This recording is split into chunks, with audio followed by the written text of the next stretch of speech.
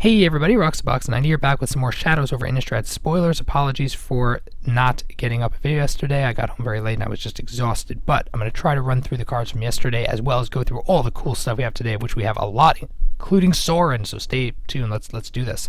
Starting off, Breakneck Rider, 3 for a 3/3, flips, no downside, effectively becomes a 5/3 trample that gives your other attacking creatures trample as well. Very strong for limited, especially its initial cost is no downside for a 3/3 for 3. 1 for Groundskeeper, gorgeous artwork. The artwork in this is amazing. 1 for 1/1, tap 2, return a basic land from your graveyard to your hand. Seems like a one of, maybe in standard decks it'll work well with the amount, if you have cards that are dumping stuff in your graveyard constantly, you want to be able to get your lands back, sure, but it's a kind of a hit or miss card, more of a one of. Epiphany at the Drown Yard is a Factor Fiction style card. It's X and 1 for an instant. Reveal the top X plus 1 cards and separate to 2 piles. An opponent chooses one and goes into your hand. What's nice is your opponent makes the choice. It's kind of like Steam Augury that way. Not quite as good as Factor Fiction because you don't decide what you get. But at the same time, it's still a good effect. I like also puts the stuff into your graveyard because the amount of delirium and graveyard related stuff, that's really cool that it can help enable that. So your opponent has to make an even more difficult choice than usual. It's a rare instead of an uncommon like Factor Fiction was, but it makes sense given that it's so scalable for control decks. Being able to do this for 5 to 10 cards is ridiculous. Great artwork again. Then we have this card. It's 6 for sorcery that puts a 2/2 zombie into play for each instant sorcery in your graveyard. Uncommon, it's ridiculous for limited. That's where it's going to shine.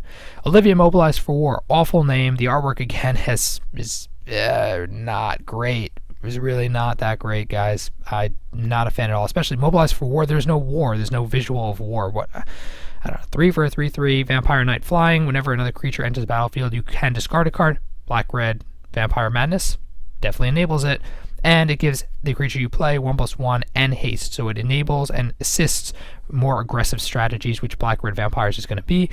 I don't like the flavor. I don't like the art. I think the name is awful, but it is a very strong card. I think it'll fit that 3 slot perfectly.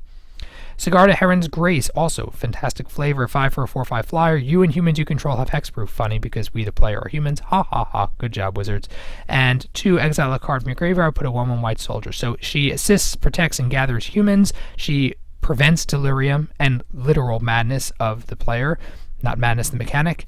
And yeah, I kind of wish she had hexproof, but she has the extra toughness, and the fact that she gives hexproof is probably a good reason not for her to have hexproof. That would be just disgusting.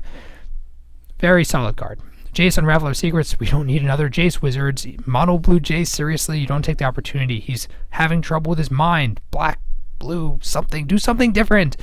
Anyway, he's seriously boring, even though he's seriously good. 5 for a 5 loyalty. Scries, draws a card for a plus. -2, bounces a creature, protects itself. And then -8, you win the game. You prevent your opponent from doing stuff, more or less. So, boring, bland, strong, very strong walker, especially for 5. But I kind of wish they do something different. The art, though, I have to admit, is really good. Harness the Storm, 3 for an enchantment. Whenever you cast an instant or sorcery spell from your hand, cast target card with the same name as that spell from your graveyard. In Magical Christmas Land, pretend you have 2 lightning bolts in your graveyard. You play another lightning bolt. You now can recast, or you can cast the 2 lightning bolts in your graveyard, which is ridiculous. Absolutely ridiculous. It's a storm card that's what's designed for. It's probably going to be played around with. I don't know if it's as good as Pyromancer's Ascension, but it does also enable a very powerful blowout in Storm.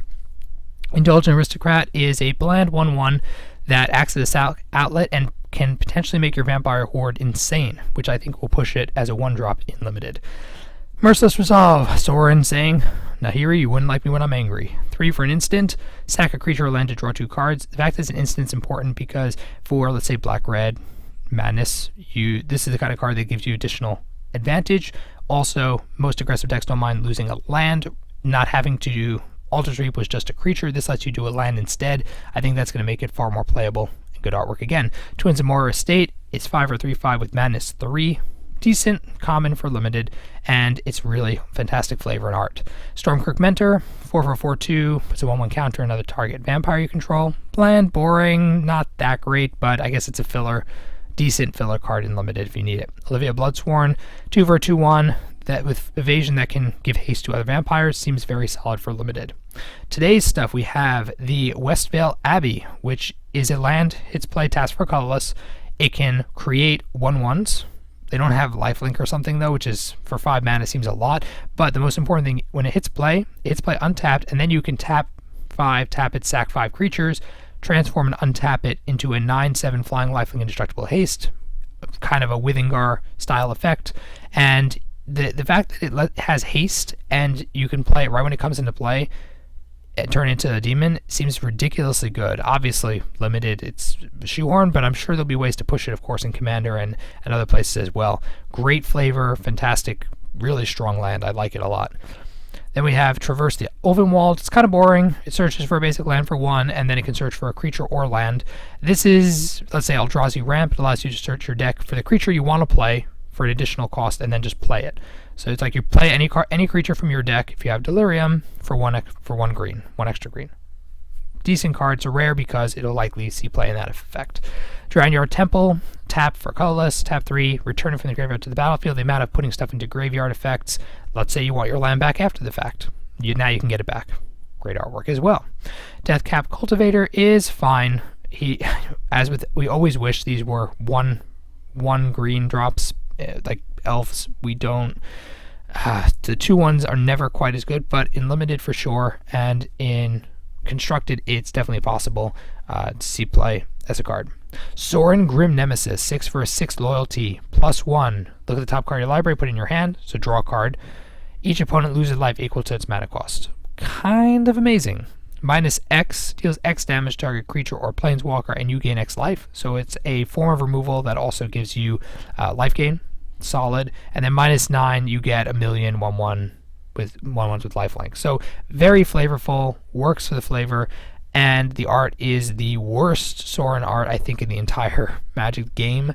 One of my least favorite arts from recent history, which is really sad given that Sorin is awesome and the sets are awesome, but I really cannot stand this artwork. Very powerful Planeswalker. Vessel of Volatility, 2 for an enchantment, tap 2, sack it, add 4. I kind of wish it did 5. It seems okay as an accelerator, but I honestly don't know how this is going to make a splash in any way. Then we have Diagraph Colossus, which is 3 for a zombie, 2/2.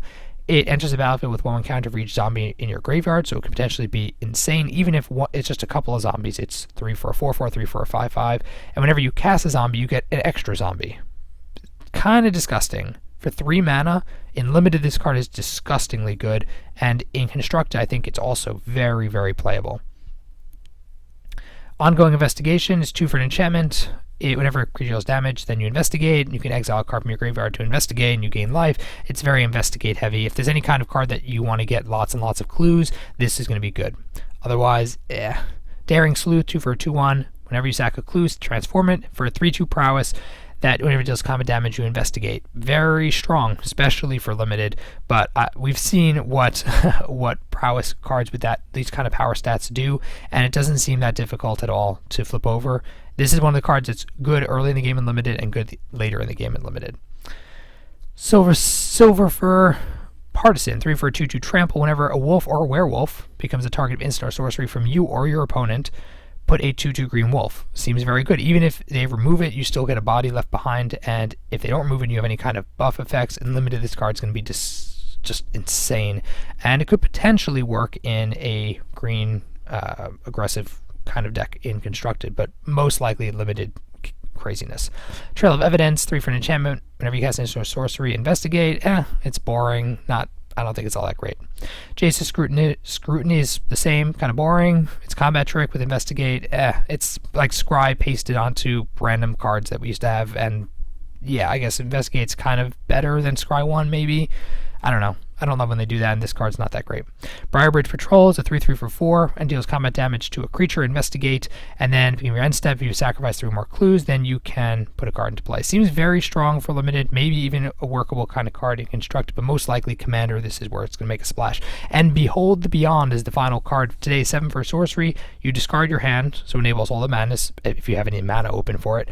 And then you tutor 3 cards and put in your hand. This seems like a disgusting combo card, very, very strong. As someone joked, the greatest evil of Innistrad is not Emrakul or Marit Leech, it's the tornadoes. That's what's all along been coming after us. I don't know. It seems like the kind of card that could be made to be insanely broken.